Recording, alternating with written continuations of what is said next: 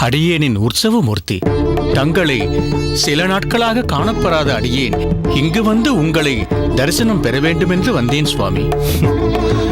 பெரிய நம்பி, அடியேன் சொல்லவில்லை? இவன் ஏதாவது அடியேனை பற்றி கற்பனை செய்து கொண்டு திரிகிறான் என்று. சரி, போகட்டும். உற்சவர் என்றதும் ஞாபகம் வருகிறது. கோவில் உற்சவங்கள் எல்லாம் சரிவர நடந்து கொண்டுதானே இருக்கிறது? ஒன்றும் குறைவில்லையே. அனைத்தும் தங்கள் கிருபையால் திருப்தியாக நடந்து கொண்டிருக்கிறது சுவாமி. முக்கியமாக நம் அரங்கன் முன்பை விட பொலிவோடு காணப்படுகிறார். அப்படியா? அப்படி அந்த அரங்கனின் பொலிவிற்கு என்ன காரணம்? காரணம் தங்கள் அபிமான சிஷ்யர் வரரங்கர்தான் சுவாமி.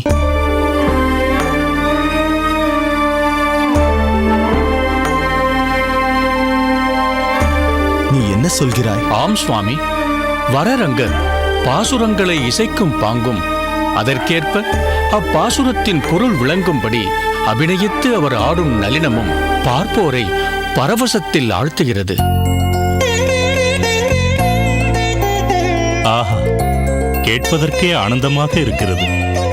தாங்கள் நேரில் காணப்பெற்றால் இதைவிட பல மடங்கு ஆனந்த கடலில் நீந்துவீர்கள் சுவாமி. அரங்கனை தரிசிக்க எடுத்துக்கொள்ளும் நேரத்தைப் போலவே நம் வரரங்கரின் அபிநயத்தை காண நேரம் செலவிடுகிறார்கள் வரும் பக்தர்கள். அன்றாடம் இது நடைபெற்றுக் கொண்டிருக்கிறது சுவாமி. வரரங்கன் நம் பெருமாளையும் ஆட்கொண்டான் என்று கேட்பதில் மிக்க மகிழ்ச்சி. அவனுக்கு என் பரிபூரண ஆசிகளை தெரிவித்துவிட. அவனது பணி சிறப்பாக வளரட்டும். அவர் யார்? தங்கள் புத்திரராயிற்றே.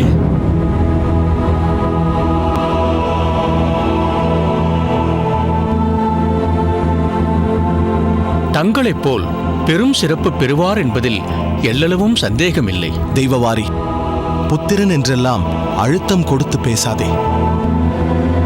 நாம் அனைவரும் அந்த அரங்கனின் புத்திரர்கள். நம் பெருமானே அரங்க நகரப்பன். தனிப்பட்ட முறையில் ஒருவனை புத்திரன் என்று சொல்வதை அடியேனால் ஏற்றுக்கொள்ள முடியாது.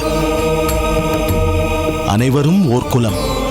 அனைவருக்கும் தந்தை எம் அரங்க நகரப்பன். அந்த உறவுதான் நம் எல்லோருக்கும் சிறப்பு.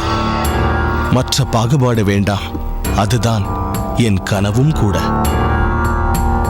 அந்த பாகுபாடற்ற சமுதாயம் மலர வேண்டும். அதற்கு இந்த விக்கிரகத்தில் ஒளிர்விடும் மகான்தான் அருள வேண்டும்.